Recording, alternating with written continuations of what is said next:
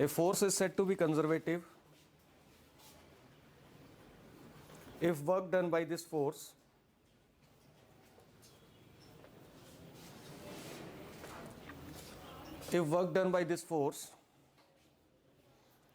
in moving a particle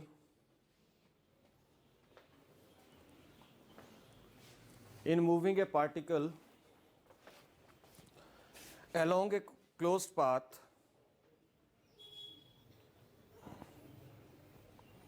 is zero. That is F vector dot dr vector is equal to zero.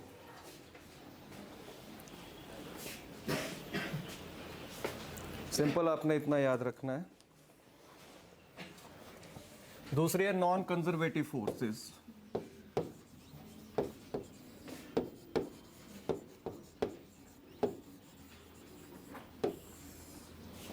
Non conservative forces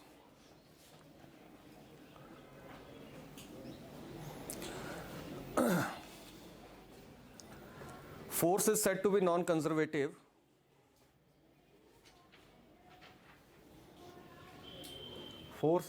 non-conservative if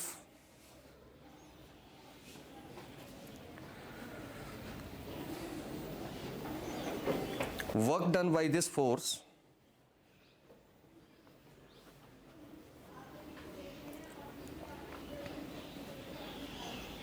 in moving a particle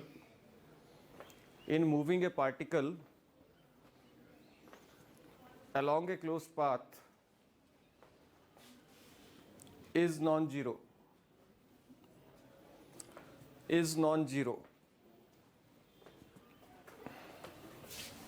अगर F dot dr not equal to zero, then force is non-conservative, and if it is zero, then force is conservative.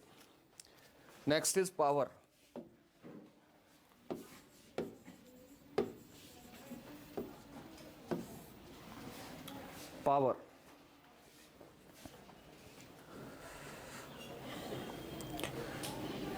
Time rate of doing work is called power. Time rate of doing work is called power.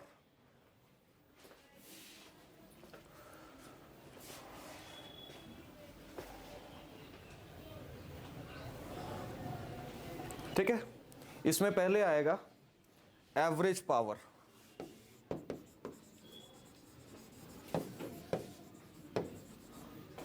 इसको लिखेंगे PAV से, and it is work upon time.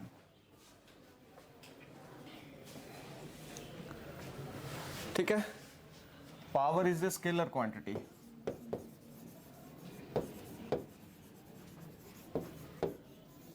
क्योंकि work भी scalar होता है, time भी scalar होता है, तो पावर भी क्या होगी?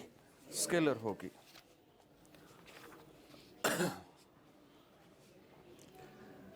उसके बाद है इंस्टेंटेनियस पावर. इंस्टेंटेनियस पावर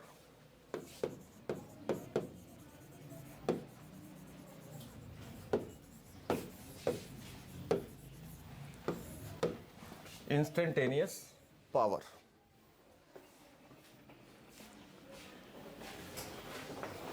ठीक है. तो हमारे पास जो एवरेज पावर है PAV, इसकी अगर मैं लिमिट ले लूं, delta T approaches to zero. ठीक है. तो उसको बोलेंगे हम इंस्टेंटेनियस पावर, और ये होगी dW upon dt. dW upon dt.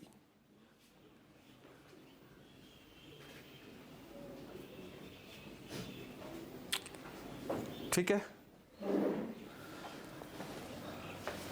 अच्छा, W होता क्या था? F vector dot ds vector, है ना. dt इधर ले जाओ, और change in displacement with time is velocity, तो एफ क्या आ जाएगा, पी क्या आ जाएगा, F dot V, D S by D T होता है V, velocity, rate of change of displacement is known as velocity. तो वहां पे आ गया हमारे पास, तो पावर के D W upon D T भी होता है और एफ डॉट वी भी होता है।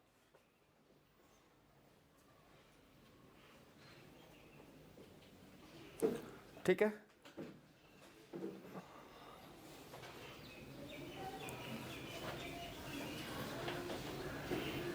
यूनिट्स,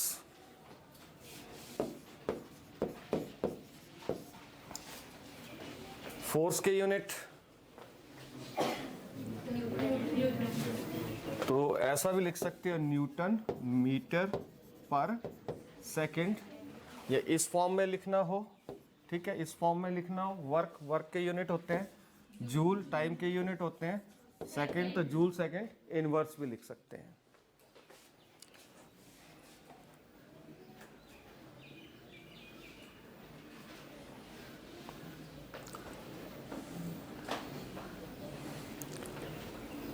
और इसको हम बोलते हैं what.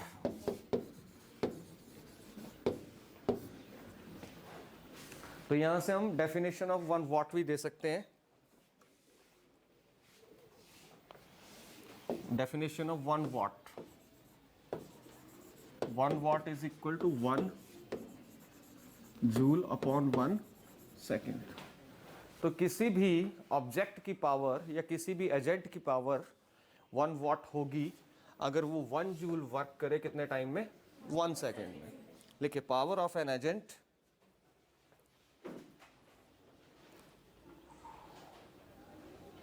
is said to be 1 watt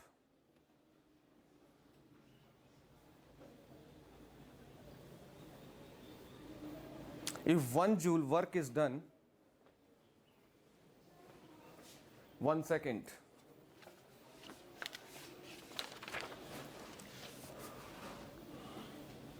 ठीक है, CGS यूनिट होंगे वर्क के यूनिट, अर्ग है ना, ठीक है, अपॉन सेकेंड।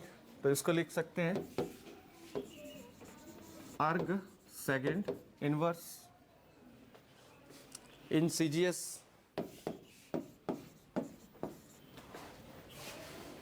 अर्ग पर सेकेंड।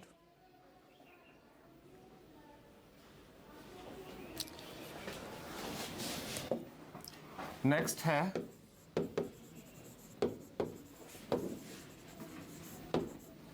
इसमें कुछ बहुत ज़्यादा समझाने वाला नहीं है ना, पोटेंशियल एनर्जी। मेरे पास ये पेन है, यहाँ पे मैंने होल्ड किया हुआ है, तो इसके पास जो एनर्जी होगी उस एनर्जी को बोलेंगे पोटेंशियल, यानी एनर्जी पोजेस्ड बाय ये body due to its position. Energy possessed by ये body due to its position. Write down, it is the energy possessed by ये body, it is the energy possessed by a body due to its position।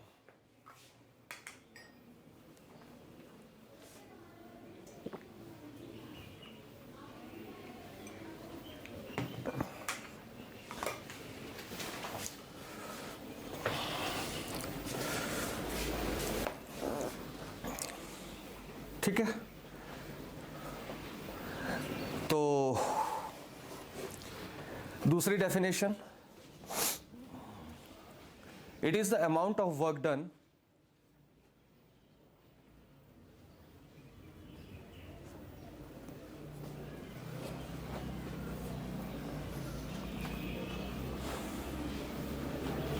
रहने दो इसको। आगे different types of potential energies.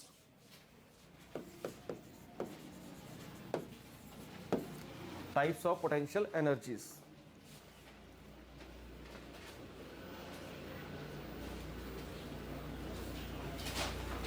ठीक है। Number 1,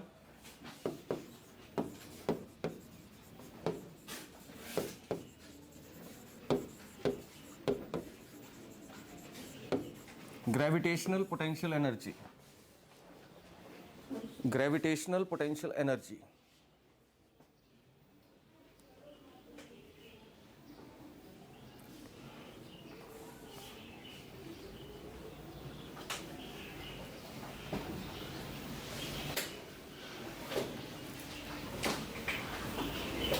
a system of two material bodies, a system of two material bodies, दो bodies कोई भी, a system of two material bodies exerting gravitational attractive force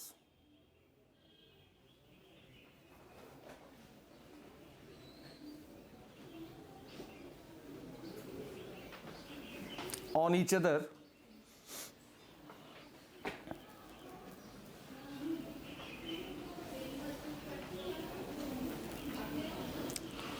exerting gravitational attractive force on each other possesses gravitational potential energy.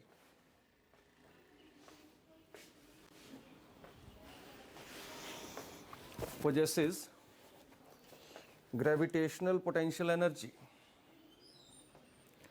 याद रखिए gravitational potential energy of A system is always negative. Gravitational potential energy of A system is always negative. Example,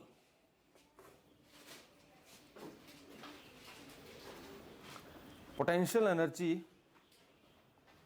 of the system of earth and any material body.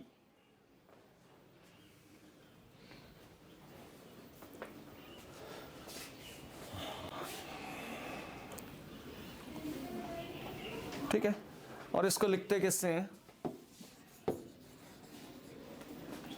mgh. दूसरी है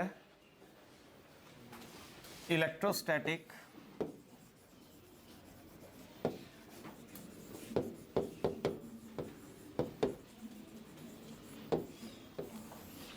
potential energy.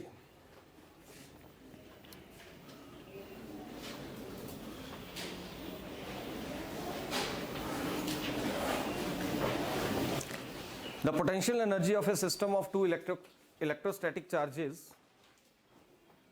potential energy of a system of two electrostatic charges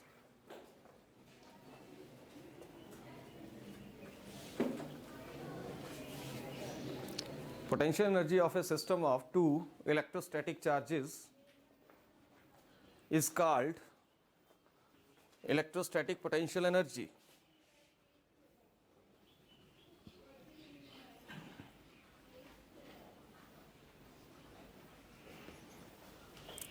ठीक है,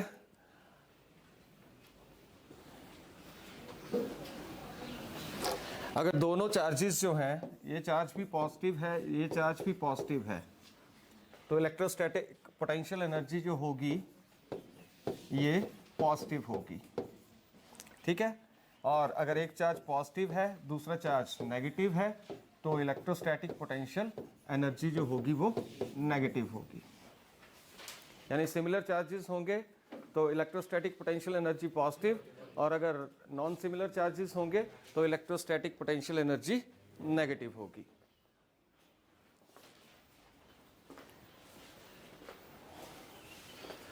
clear है बेटे? तीसरा है elastic potential energy. Elastic potential energy, elastic potential energy. आपने एक स्प्रिंग लिया, स्प्रिंग इसके साथ किसी बॉडी को टांग दिया. ठीक है, अब आप इसको खींचोगे. ठीक है, स्प्रिंग खुलेगा, बॉडी नीचे को आएगी. ठीक है, उस समय जो उसके पास पोटेंशियल एनर्जी होगी that is elastic potential energy.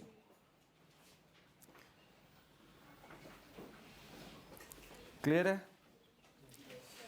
The work done against restoring force work done against restoring force,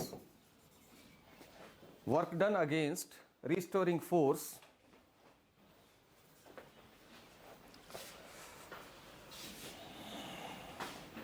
set up due to elasticity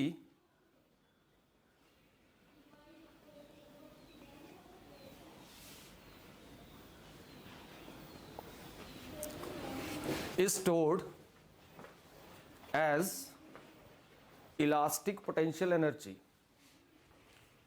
is stored as elastic potential energy. ठीक है, जैसे मैंने इसको खींचा, अब इसके पास क्या है, रिस्टोरिंग फोर्स क्या होगी, स्प्रिंग जैसे मैं छोड़ूंगा तो ये वापस चला जाएगा, है ना, तो दैट जो वापस जाने वाली फोर्स है उस फोर्स को बोलते हैं हम रिस्टोरिंग फोर्स। ठीक है, तो जैसे मैंने इसको खींचा, अब इसके पास जो एनर्जी होगी that energy is known as elastic potential energy. अब हमारी डेली लाइफ में एग्जांपल्स हैं, कुछ देखते हैं कौन से हैं एग्जांपल्स। नॉर्मली हम पोटेंशियल एनर्जी ही बोलते हैं इसको। ठीक है, फर्स्ट एग्जांपल है, डैम के अंदर अगर वाटर स्टोर्ड है, ठीक है, तो वो एनर्जी जो होगी वो कैसी होगी, पोटेंशियल एनर्जी होगी। उस स्टोर्ड वाटर से हम टरबाइन रन करते हैं, टरबाइन चलती हैं। ठीक है, तो पोटेंशियल एनर्जी डैम के अंदर है, तो यहाँ पे पोटेंशियल एनर्जी है, यहाँ से पाइप से पानी चलेगा तो कौन सी एनर्जी होगी, काइनेटिक एनर्जी होगी। यहाँ पे टरबाइन घूमेगी तो कौन सी होगी, मैकेनिकल एनर्जी हो जाएगी। आगे क्या होगा, इलेक्ट्रिसिटी प्रोड्यूस होगी तो इलेक्ट्रिकल एनर्जी में कन्वर्ट हो जाएगी। ठीक है, दूसरा, कोई स्प्रिंग है, जैसे घड़ी, अब आपने देखी नहीं होनी, पहले वाली घड़ियां होती थी उसमें एक स्प्रिंग होता था इस तरह से। तो हम पहले क्या होता था, अब तो सेल से चलती हैं, पहले क्या होता था, हम चाबी लगाते थे उसको, है ना, तो उसको डेली हमें करना पड़ता था, तो स्प्रिंग जो होता था ये टाइट हो जाता था। जैसे जैसे घड़ी चलती थी ये स्प्रिंग लूज होता था। ठीक है, तो उस समय जब टाइट हो गया स्प्रिंग तो उसके पास कौन सी एनर्जी होती थी, पोटेंशियल एनर्जी रहती थी। ठीक है, तो ये भी है। अच्छा, तीसरा है, जो गन होती है, गन के अंदर भी एक स्प्रिंग लगा होता है, जैसे स्प्रिंग छूटता है तो एकदम से बुलेट बाहर निकलती है, तो वहाँ पे जो एनर्जी होती है दैट इज पोटेंशियल एनर्जी। ठीक है, आप तीर कमान से तीर चलाते हो, है ना, तो अब ऐसे खींचते हो ना पीछे को, तो जब आपने उसको खींचा तो उसके पास कौन सी एनर्जी होगी, पोटेंशियल एनर्जी होगी। और जैसे तीर छूटेगा तो एनर्जी किस में कन्वर्ट हो जाएगी, काइनेटिक एनर्जी में कन्वर्ट हो जाएगी। ये चीज़ें हम रोज करते हैं। ठीक है, उसके बाद है ग्रेविटेशनल पोटेंशियल एनर्जी।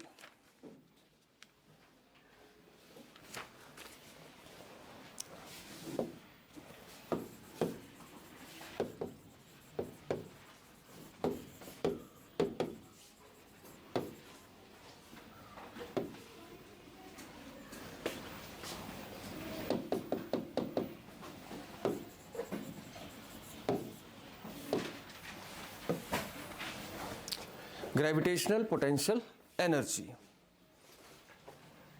ठीक है, अब ये ग्रेविटेशनल पोटेंशियल एनर्जी जो है कि अगर कोई बॉडी किसी हाइट पे है, ये अर्थ है, ठीक है, और इसकी कितनी हाइट पे है, मान लेते हैं h हाइट पे है, बॉडी का मास m है, तो ग्रेविटेशनल पोटेंशियल एनर्जी जो होगी वो होगी mgh। यूनिट सेम रहते हैं।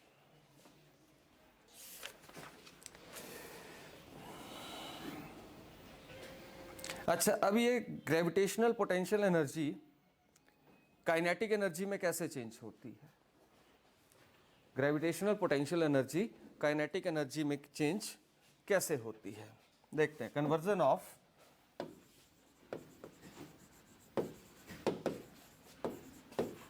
Gravitational potential energy into kinetic energy.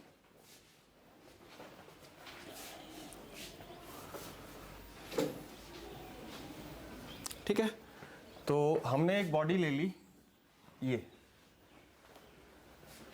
जो हाइट एच पे है, कहां से? अर्थ से। कितनी हाइट पे है? एच हाइट पे है।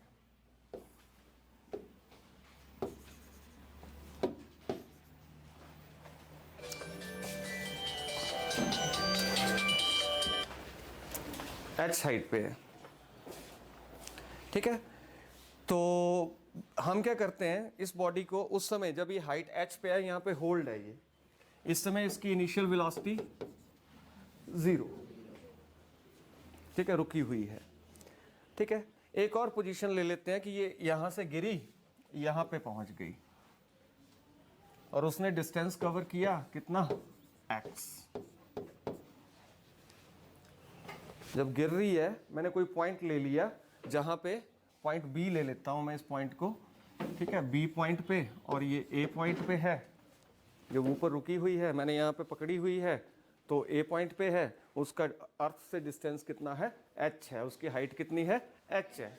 हाइट भी क्या एक डिस्टेंस ही होता है, हाइट भी एक डिस्टेंस ही है, लेंथ भी डिस्टेंस होता है, ब्रेड्थ भी डिस्टेंस होता है, रेडियस भी डिस्टेंस होता है, डायमीटर भी डिस्टेंस होता है,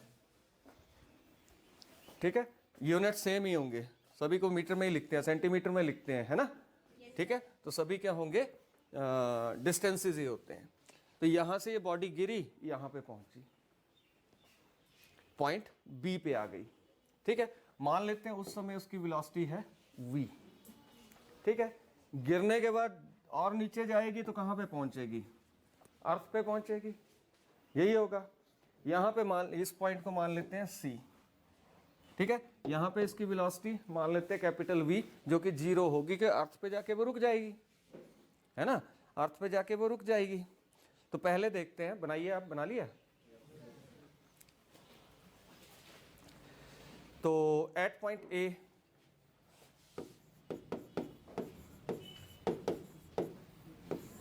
हमने दोनों एनर्जीज निकालनी है, काइनेटिक भी और पोटेंशियल भी, ठीक है। तो काइनेटिक एनर्जी, मास,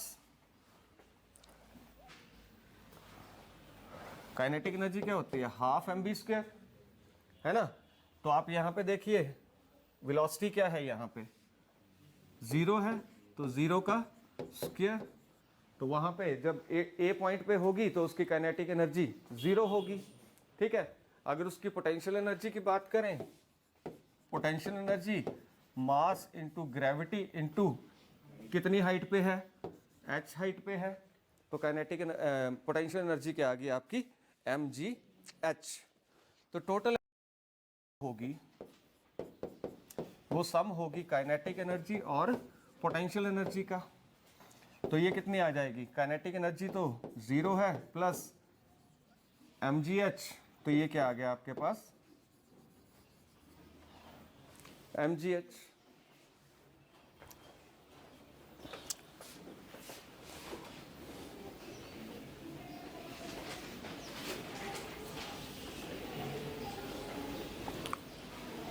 ठीक है। अब हम दूसरे, क्लियर हुआ ना यहाँ तक? कि जब वो यहाँ पे है तो उसकी चल तो नहीं रही है, गिर नहीं रही है, तो उसकी वेलोसिटी क्या होगी? 0 होगी। अगर उसकी वेलोसिटी 0 है, ठीक है, तो काइनेटिक एनर्जी क्या? Mass into half into mass into velocity का स्क्वायर। तो आपकी जो काइनेटिक एनर्जी है वो तो हो गई 0, है ना। और जो आपकी पोटेंशियल एनर्जी है वो क्या होगी? mgh।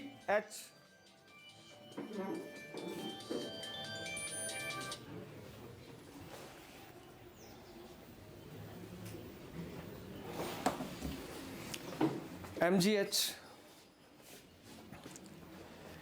ठीक है। दूसरा आता है एट पॉइंट बी,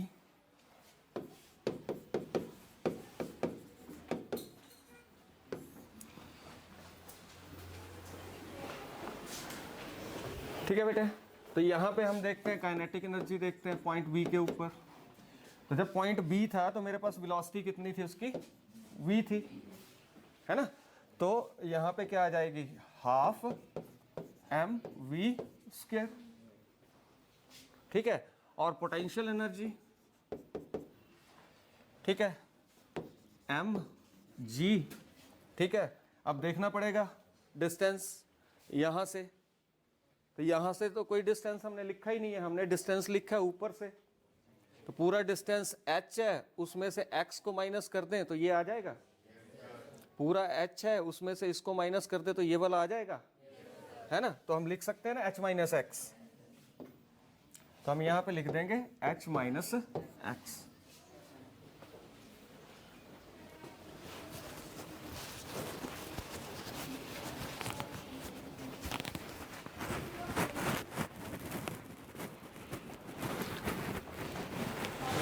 ठीक है, इसको ले लो आप 1। हमें v निकालना पड़ेगा, हमें v निकालना है। ठीक है, अब बॉडी यहां थी, a पॉइंट पे थी, ठीक है, यहां से चली, वो कहां पहुंची, x डिस्टेंस कवर किया, वो b पे पहुंची, और तब उसकी वेलोसिटी कितनी है v, और यहां पे वेलोसिटी क्या थी, 0 थी। ठीक है, तो हम ये रिलेशन यूज करेंगे v square minus u square is equal to 2as। s कितना है, x, जितना उसने डिस्टेंस ट्रेवल किया, तो ये कितना है, x है, और u कितना है, u कितना है, 0। क्लियर है, तो यहां से v स्क्वायर आ गया मेरे पास 2ax।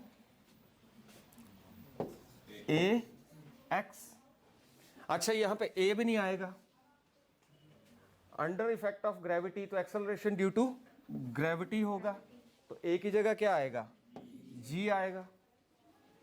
क्लियर है,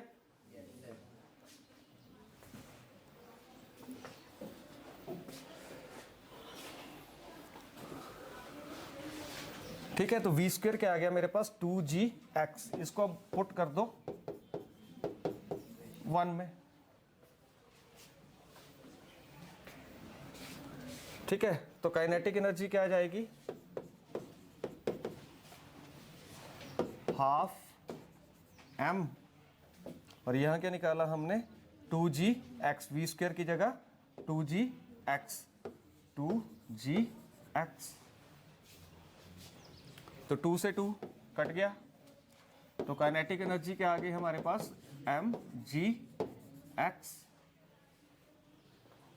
उसको हमने कन्वर्ट कर लिया किसमें, डिस्टेंस की फॉर्म में, वेलोसिटी की फॉर्म में था ना रिलेशन, उसको हमने डिस्टेंस में कन्वर्ट कर लिया।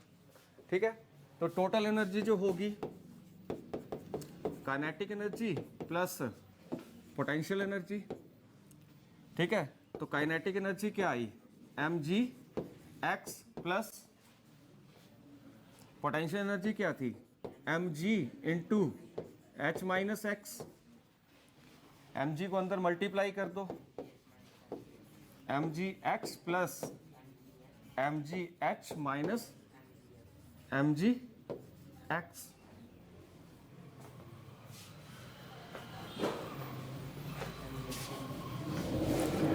ठीक है, ये से ये कैंसिल हो गया, तो ये आया आपके पास total energy is equal to mgh।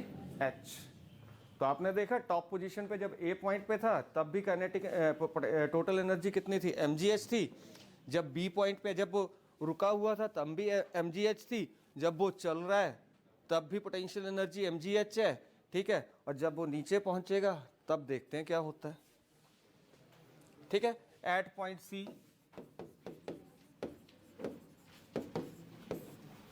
तीसरे पॉइंट पे देखते हैं।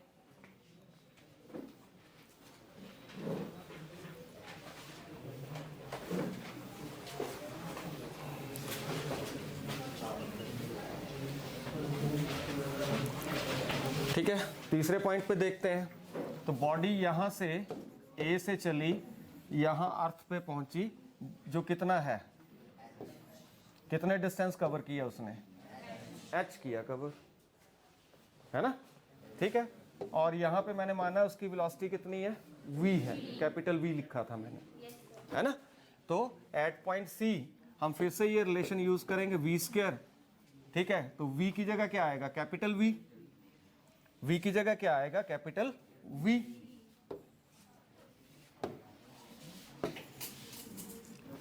Know talking v square.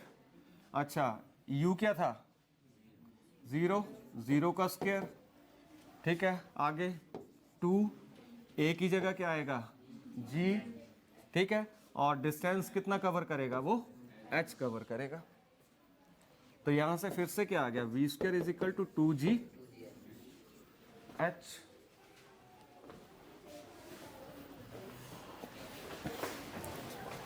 ठीक है, तो काइनेटिक एनर्जी निकाल लेते हैं।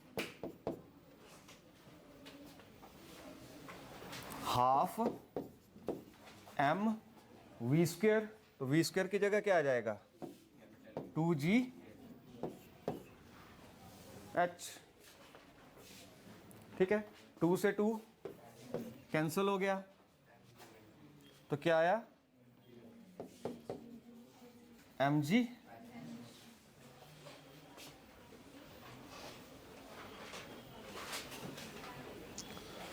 क्योंकि डिस्टेंस तो हम ऊपर से नीचे से ऊपर को ले रहे हैं हाइट, जब भी हाइट आपने नापनी हो तो ऐसे काउंट करते हैं हम, ठीक है।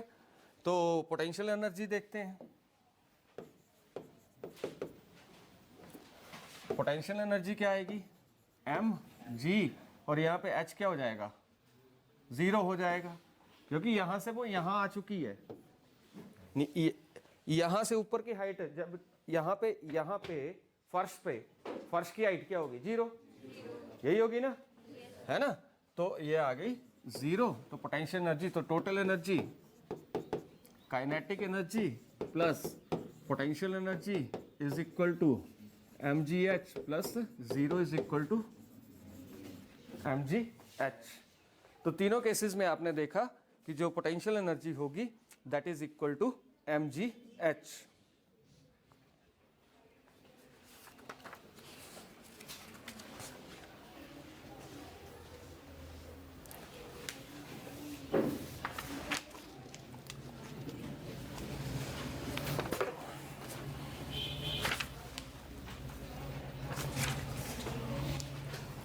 उसके बाद है डिफरेंट फॉर्म्स ऑफ एनर्जी।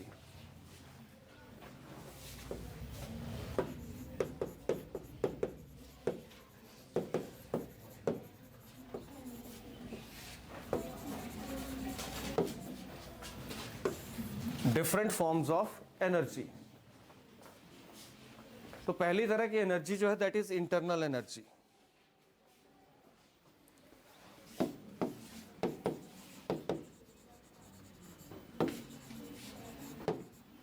ठीक है, किसी भी बॉडी के पास इंटरनल एनर्जी होगी due to its temperature, book में दिया हुआ है। ठीक है, किसी बॉडी के पास इंटरनल एनर्जी होगी ड्यू टू इट्स टेम्परेचर। बनी किससे होती है कोई भी बॉडी? मॉलिक्यूल्स या एटम से बनी होती है ना। ठीक है, और ये एटम जो होते हैं अलग डिफरेंट लोकेशंस पे फिक्स होते हैं। ठीक, तो इनके पास काइनेटिक एनर्जी भी होती है। अगर वो चले एटम एक जगह से दूसरी जगह, अगर गैसेस की बात करें तो गैसेस में तो मॉलिक्यूल्स एटम्स मूव करते हैं, है ना। जो हार्ड बॉडी होगी उसमें एटम और मॉलिक्यूल्स जो होते हैं वो फिक्स होते हैं। अगर फिक्स होंगे तो due to position potential energy, और अगर चल रहे होंगे then due to kinetic energy. उनके पास, किसी भी बॉडी के पास क्या होती है? इंटरनल एनर्जी होती है। दूसरा आता है heat energy.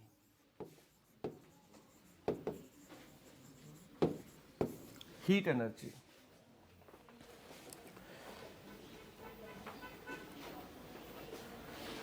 a body possess heat energy due to disorderly motion of its molecules. A body possess heat energy due to disorderly motion of its molecules.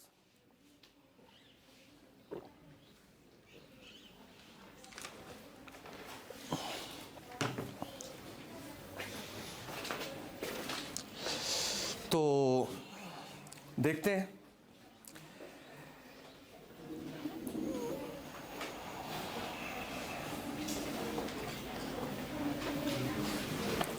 और भी कई तरीके हैं हीट एनर्जी प्रोड्यूस करने के।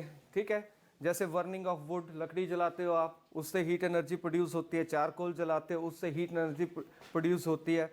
मैकेनिकल एनर्जी से heat energy produce कर सकते हो, केमिकल एनर्जी से आप हीट एनर्जी प्रोड्यूस कर सकते हो, इलेक्ट्रिकल एनर्जी से हीट एनर्जी प्रोड्यूस कर सकते हो, न्यूक्लियर रिएक्शन से भी आप हीट एनर्जी प्रोड्यूस कर सकते हो।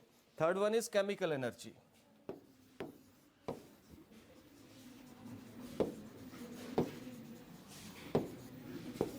केमिकल एनर्जी, ठीक है। A body possesses chemical energy due to chemical bonding of atoms. ये एनर्जी होती है ड्यू टू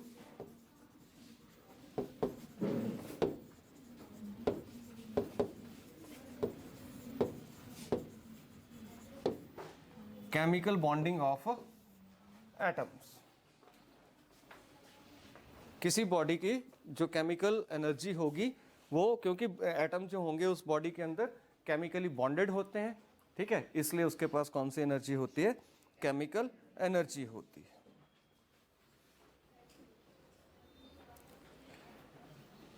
ठीक है, इसमें दो तरह के रिएक्शंस होते हैं जिससे ये एनर्जी प्रोड्यूस होती है। वन इज एक्सोथर्मिक रिएक्शन और दूसरा है एंडोथर्मिक रिएक्शन। एंडोथर्मिक में एनर्जी एब्जॉर्ब होती है, एक्सोथर्मिक एनर्जी निकलती है, रिलीज होती है, निकलती है, ठीक है। अच्छा, उसके बाद आता है इलेक्ट्रिकल एनर्जी।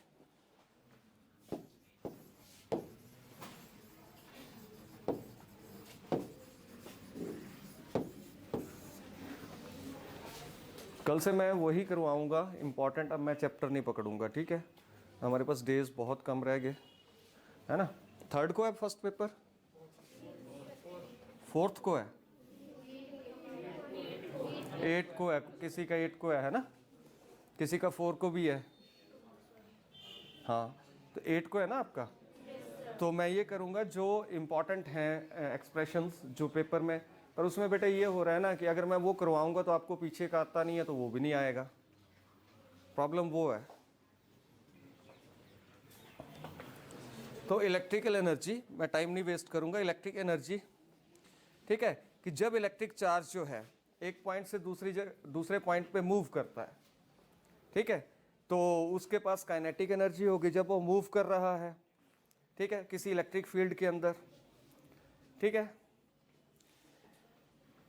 तो जो एनर्जी प्रोड्यूस होगी उस समय, that is known as electric energy, ठीक है। ये एनर्जी एसोसिएटेड होती है इलेक्ट्रिक करंट से। इसके कारण क्या होता है, इलेक्ट्रिकल एनर्जी के कारण बल्ब जलते हैं, मोटर चलती हैं, ये सारा कुछ जो भी चल रहा है ये सारा इलेक्ट्रिकल एनर्जी से चल रहा है। Next one is nuclear energy.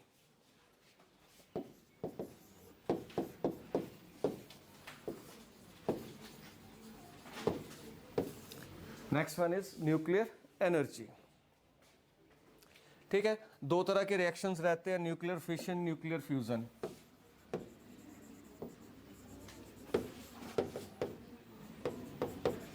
Nuclear fission, nuclear fusion, ठीक है। जब भी न्यूक्लियर रिएक्शन होगा, फिशन होता है कि एक बड़ा न्यूक्लियाई टूटता है, ठीक है, एक बड़ा न्यूक्लियाई टूटता है और दो छोटे न्यूक्लियाई बनते हैं और साथ में एनर्जी प्रोड्यूस होती है, ठीक है। और न्यूक्लियर फ्यूजन जो है, इसमें दो छोटे न्यूक्लियाई मिलते हैं और एक बड़ा न्यूक्लियाई बनता है और साथ में एनर्जी प्रोड्यूस होते हैं। सन में जो एनर्जी होती है that is due to nuclear fusion, ठीक है। और जो एटम बॉम्ब में एनर्जी प्रोड्यूस होती है वो एनर्जी प्रोड्यूस होती है ड्यू टू न्यूक्लियर फिशन। तो ये थे। उसके बाद है मास एनर्जी इक्विवेलेंस।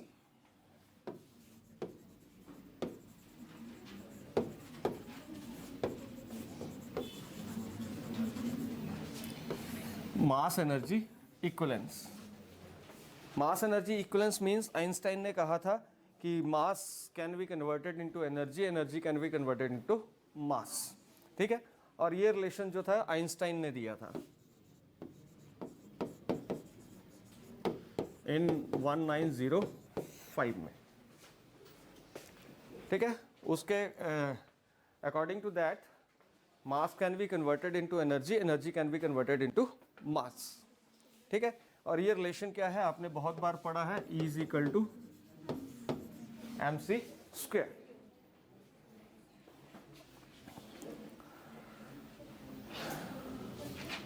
और इसको हम बोलते हैं law of conservation of mass energy, law of conservation of mass energy भी बोलते हैं।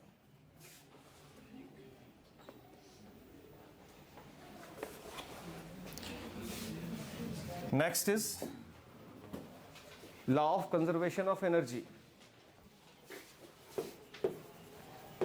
Principal of conservation of energy भी लिखा होता है, एक ही बात है, law of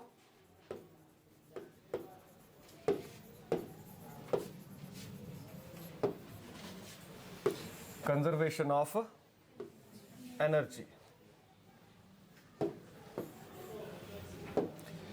This law states that energy can neither be created nor be destroyed.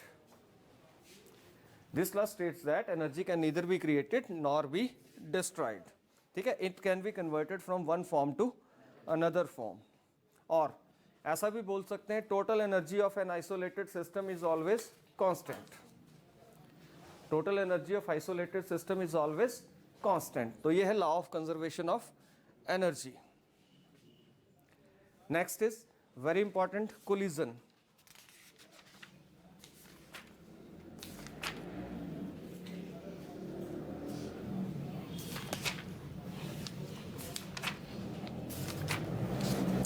Collision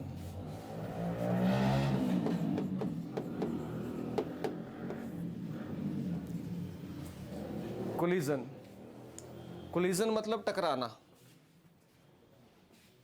ठीक है, कोलिजन में मतलब टकराना, कोई भी दो बॉडीज टकराती हैं, ठीक है। It is mutual interaction of two bodies for short interval. It is mutual interaction of two bodies for short interval is known as collision.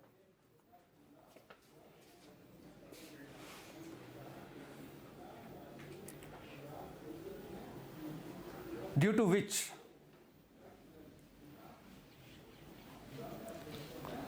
energy and momentum of the bodies changes, due to which energy and momentum of the bodies changes.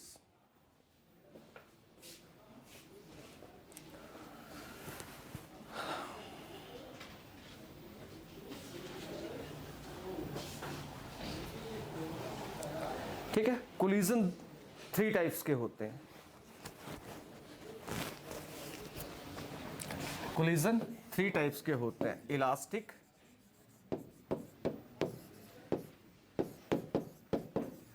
Collision, दूसरा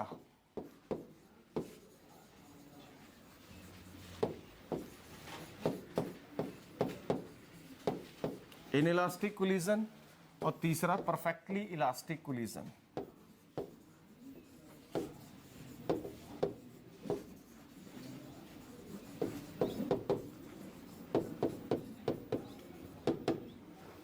perfectly elastic collision.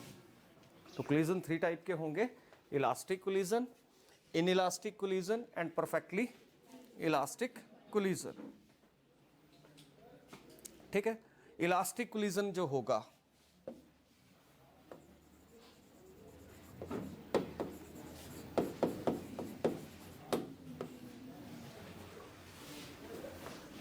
Elastic collision जो होगा इसमें क्या होगा, याद रखना है आपने, मोमेंटम और काइनेटिक एनर्जी कांस्टेंट होती है। मोमेंटम, ठीक है, और काइनेटिक एनर्जी क्या होगी इसमें, कांस्टेंट हो। जो भी दो बॉडीज टकराएंगी उनका मोमेंटम कांस्टेंट मतलब कंजर्व होगी, है ना। Initial momentum is equal to final momentum, initial energy is equal to final energy. ठीक है, ये दोनों चीजें क्या रहती हैं, कांस्टेंट रहती हैं। इलास्टिक कोलिजन जो होता है इसकी कैरेक्टरिस्टिक्स क्या है, characteristics of elastic collision.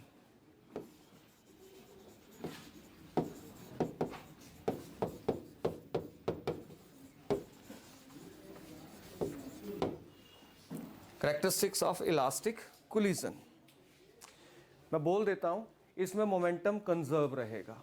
Initial momentum is equal to final momentum. Total energy भी कंजर्व रहेगी, initial energy is equal to final energy. Kinetic energy भी कंजर्व रहेगी, initial kinetic energy is equal to final kinetic energy. ठीक है, जबकि mechanical energy जो है ठीक है, वो कन्वर्ट किसी और फॉर्म में नहीं होती है।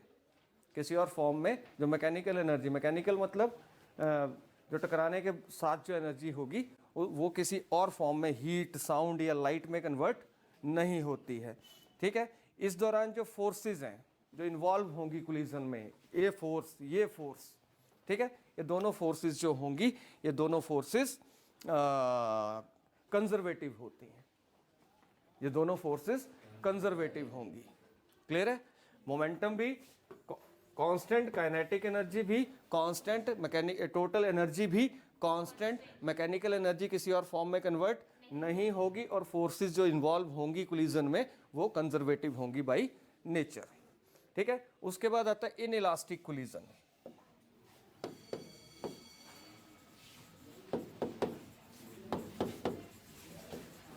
इंपॉर्टेंट है ये सारा, ठीक है, और लेंथी भी है और इजी भी है, टफ नहीं है। उसके बाद आता है इनइलास्टिक कोलिजन। इनइलास्टिक कोलिजन जिसमें मोमेंटम P कांस्टेंट होगा पर काइनेटिक एनर्जी कांस्टेंट नहीं होगी। सिंपल याद रखने का तरीका, रट्टा नहीं मारना है, क्रैमिंग नहीं करनी है आपने, है ना। इनइलास्टिक जिसमें मोमेंटम तो कंजर्व होगा पर काइनेटिक एनर्जी कंजर्व नहीं होगी। ठीक है, तो अगर आप देखें एक मिट्टी का, मड का गोला, गीली मिट्टी का गोला लो, दीवार पे मार दो, क्या होगा? वो चिपक जाता है ना, है ना, यही होता है ना।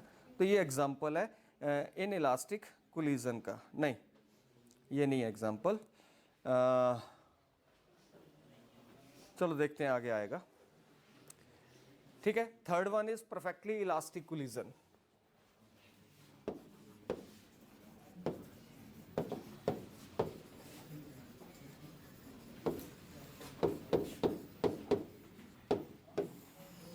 Perfectly elastic collision, perfectly elastic collision जो होगा, इसमें याद रखिए आप, इसमें दोनों बॉडीज जो हैं कोलिजन के बाद एक दूसरे से चिपक जाती हैं। दोनों बॉडीज कोलिजन के बाद एक दूसरे से स्टिक हो जाएंगी, ठीक है, और बाद में मूव करना शुरू कर देंगी एज ए सिंगल बॉडी। बाद में मूव करेंगी एज ए सिंगल बॉडी। जैसे टायर के साथ मिट्टी जब चिपक जाती है तो टायर और मिट्टी इकट्ठे घूमते हैं ना, है ना। तो वो एक अलग एग्जांपल है। पर जैसे एक बॉडी आई, सामने एक बॉडी खड़ी है, टकराई, ठीक है, और चिपक के दोनों इकट्ठी चलनी शुरू हो गई। ठीक है, तो this is perfectly elastic collision. Sorry बेटे, perfectly inelastic, sorry very sorry, पीछे भी ठीक करो। Perfectly inelastic collision.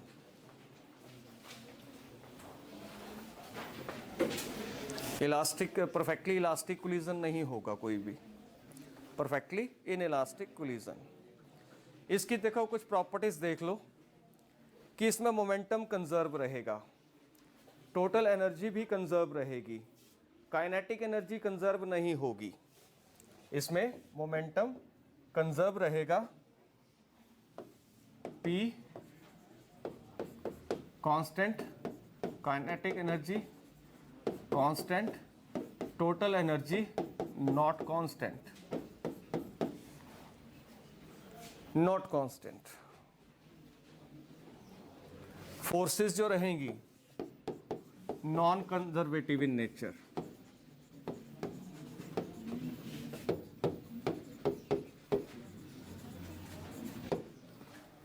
Non conservative होगी बाय नेचर।